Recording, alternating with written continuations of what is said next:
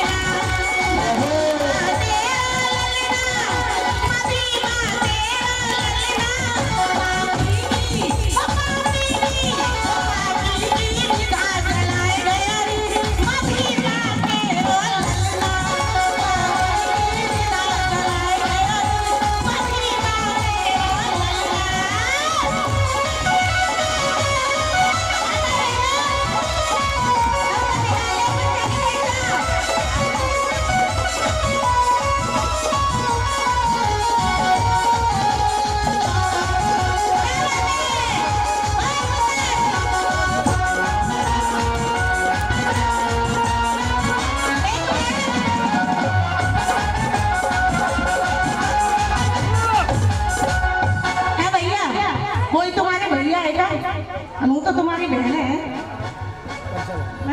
हम इतने दूर से चल करके आए, हमारा भी तो सहयोग कर दो थोड़ा सा। भाई तुम्हारे भैया नहीं है, हम भी तो बहन है तुम्हारी। मनोरंजन बढ़ाने के लिए हमारा भी तालीम से सहयोग करते रहिएगा। तो कहना है मनुबाद तू सबक सिखाए गए